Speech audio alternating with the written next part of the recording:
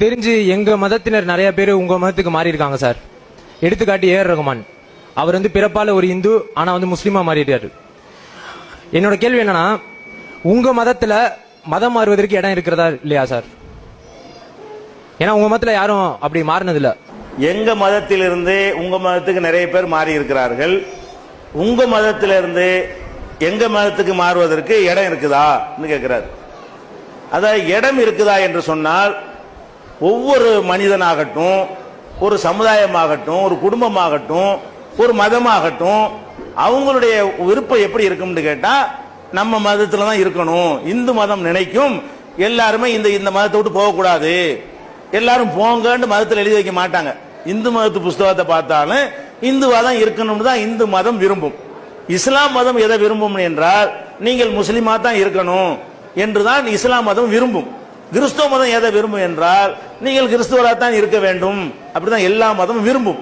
அந்த மாதிரி இஸ்லாம் மதம் என்ன விரும்பும் என்றால், முஸ்லிம் நீ முஸ்லிமாவே இரு, முஸ்லிமாகவே தவிர நீ மரணிக்காதே. குர்ஆன்ல அப்படி இருக்கிறது.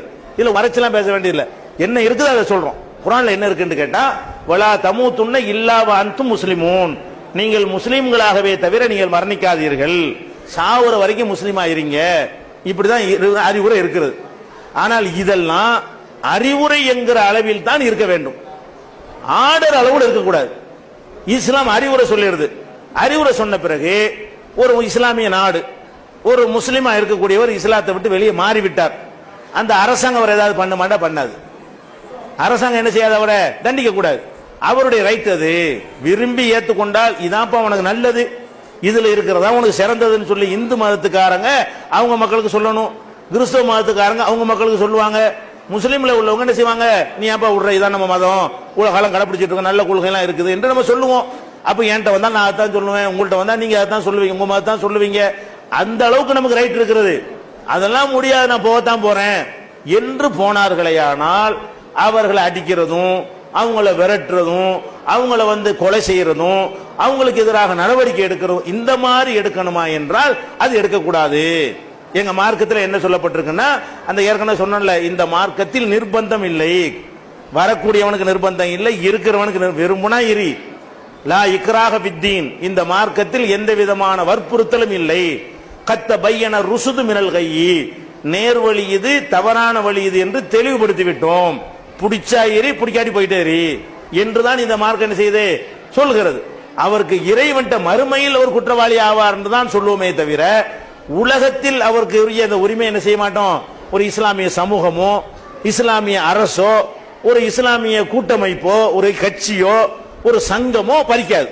பொறியா போயிட்டு இருக்கு, நாங்க என்ன செய்யறது அப்படின்னு விட்டுருவோம். யாரும் போய் இஸ்லாத்தை விட்டு போன ஒருத்தனை பிடிச்சி கட்டி இழுத்து கொண்டாந்து கட்டி வச்சு அடிச்சதாக என்ன இல்ல, அது மாதிரிலாம் கிடையாது. அறிவுரை சொன்னதாக இருக்கும், அது எல்லாரும் சொல்லணும். அதை நம்ம குறை சொல்ல முடியாது. இந்துக்களுக்கு சொல்லுங்க, கிறிஸ்தவர்களுக்கு சொல்லுங்க, முஸ்லீம்கள் முஸ்லீம் பிள்ளைகளுக்கு சொல்லட்டும். அறிவுரை எடுபடாம அவனுக்கே இல்ல நம்பிக்கை இல்ல போனா போயிட்டு போ, நமக்கு என்னத்துக்கு, அவனுக்கு நம்பிக்கை இல்லை, அல்லாஹ் மேல நம்பிக்கை இல்லை, நபிகள் நாயகத்து மேல நம்பிக்கை இல்லை, மறுமை வாழ்க்கையில் நம்பிக்கை இல்லைன்னா போயிட்டே எங்களுக்கு என்ன நஷ்டம், உனக்கு தான் சொல்லிட்டு போயிட்டே இருப்போம்.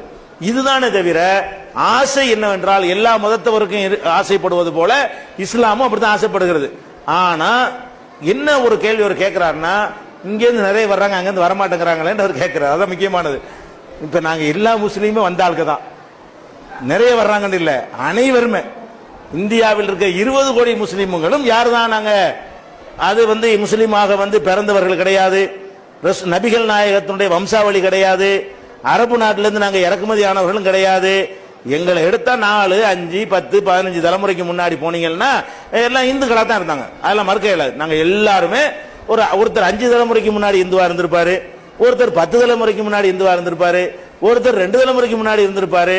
நாங்க எல்லாருமே, நீங்க ஒருத்தர் 2 பேர் வர்றா நீங்க நினைக்கிறீங்க, நாங்க அனைவருமே அப்படித்தான். அரபுனா யாருமே நபிகள் நாயகத்தினுடைய வாரிசா நாங்கள்லாம், அவங்க பரம்பரையா, அவங்க அரபி, நாங்க தமிழர்கள். அந்த ரத்தத்துக்கு எங்களுக்கு சம்பந்தமே இல்லை. அந்த கொள்கை பிடிச்சிருக்கு. எதுக்காக நம்ம மாறினார்கள் என்று சொன்னால், சில விஷயங்கள் மனிதர்களை பாதிக்கக்கூடிய சில விஷயங்கள் நடக்கும் பொழுது இந்த மாதிரி சிந்தனைகள் வரும். குறிப்பாக அதிகமா மாறினது காரணம் என்னன்னு கேட்டீங்கன்னா, அந்த சாதி கொடுமை, தீண்டாம, ஒருத்தர் பார்க்க கூடாது, தொடக்கூடாது, ஒரே மதம் என்று சொல்லிக்கொண்டு இந்த தெருவில் தண்ணி எடுக்க வரக்கூடாது, இந்த குளம் எங்க குளம், அது உங்க குளம், இந்த டீ கடையில் வந்து உனக்கு வந்து சிரட்டையில் கொடுப்போம், கொட்டாங்கச்சியில் கொடுப்போம், உனக்கு வந்து கிளாஸில் கொடுப்போம், இந்த மாதிரி எல்லாம் சிலதை பார்க்கும் பொழுது அந்த மக்கள் என்ன பண்றாங்கன்னா ஒரு பெரிய கொள்கையை ஆராய்ச்சி பண்ணிலாம் வர்றது கிடையாது. இஸ்லாத்தினுடைய கொள்கை அது ஒரு தனியா இருக்கிறது.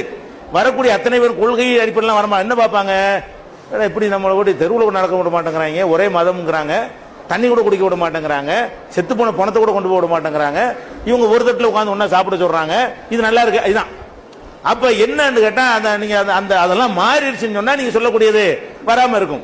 அந்த சில விஷயங்கள் வந்து அவனுக்கு பாதிக்கப்படும் பொழுது அவன் ஒரு முடிவை நோக்கி போகத்தானே செய்வான்.